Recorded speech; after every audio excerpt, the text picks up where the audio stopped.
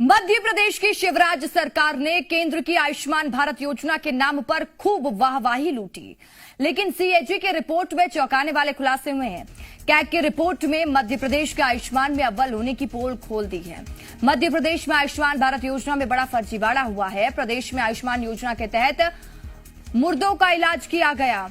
हैरत की बात तो यह है कि 447 ऐसे मरीज हैं जिनके भर्ती होने से पहले मौत हो चुकी थी, लेकिन भ्रष्टाचार ने मुर्दों को भर्ती कर 1.2 करोड़ की राशि क्लेम कर ली।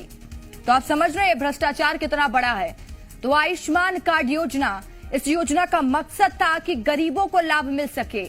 जो लोग असमर्थ हैं अपना इलाज कराने में, उनको सरकार फायदा पहुंचा सके।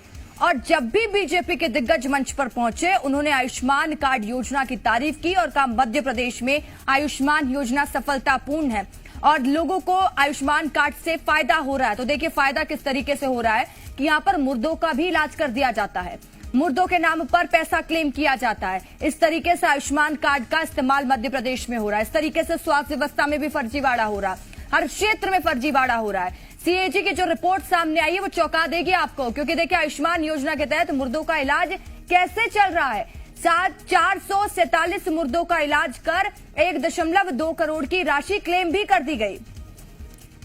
हमारे साथ जी मीडिया संवाददाता आकाश द्विवेदी ज्यादा जानकारी के साथ जुड़ चुके हैं। आकाश, आयुष्मान कार्ड को लेकर जब भी बीजेपी के दिग्गज पहुंचे हर मंच से तारीफ की गई, लेकिन मुर्दों का इलाज करके इस तरीके से फर्जीवाड़ा आयुष्मान कार्ड का मध्य प्रदेश में हो रहा है। देखिए, पहले तो केंद्र की सबसे महत्वाकांक्षी योजना को लेकर शिवराज सरकार ने खूब वाहवाही लूटी, लेकिन इस योजना में इस कदर फर्जीवाड़ा हुआ है कि मुर्दों को नहीं छोड़ा गया।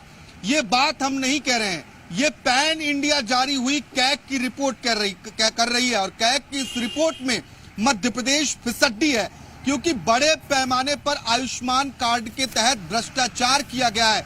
भ्रष्टाचारियों ने मुर्दों को नहीं छोड़ा है।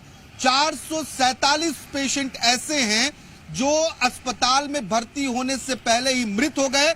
उन्हें भी भर्ती दिखाकर अस्पतालों ने 1.2 करोड़ रुपए का क्लेम किया, यानी कितने पैसे निकाले।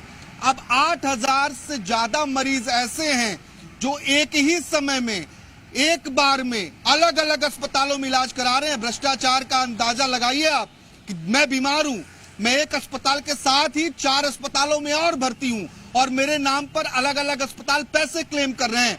ऐसे 213 अस्पताल मध्य प्रदेश में हैं जो इस तरीके से जिन्होंने पैसे क्लेम किए हैं, और 8000 से ज्यादा मरीजों के नाम पर ऐसे पैसे क्लेम किए गए। आखिर कैसे एक मरीज एक बार में कई अस्पतालों में कैसे भर्ती हो सकता है? ये कारनामा मध्य प्रदेश में ही हो सकता है, क्योंकि एमपी गजब है और एमपी अजब है। ये बात ऐसे ही नहीं कही गई है। और ये मामला यही नहीं थमता है। जो एमपी के सरकारी अस्पताल हैं, वो जितनी बेड की ऑक्यूपेसी है उससे ज्यादा मरीज भर्ती करके पैसा क्लेम कर लेते हैं।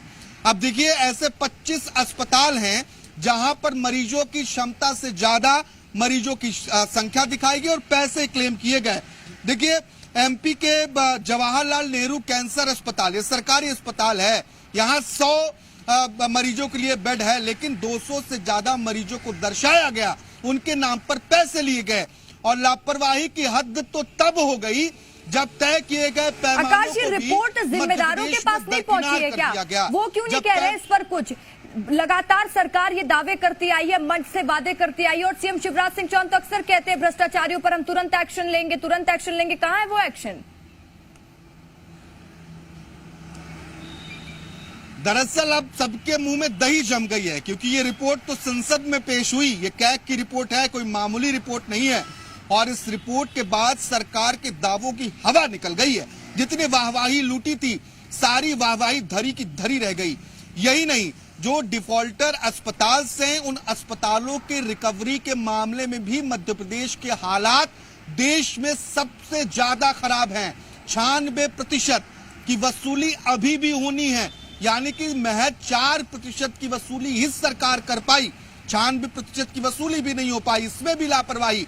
जिस बात का मैं पहले जिक्र कर रहा था, जो पैमाने तय किए जाने थे, उन पैमानों को भी मध्य प्रदेश में लागू नहीं किया गया, इसलिए सवाल और उठते हैं, उनका भी जिक्र करेंगे। देखिए, आयुष्मान के लिए जिला स्तर पर शिकायत निवारण कमेटी का गठन नहीं किया।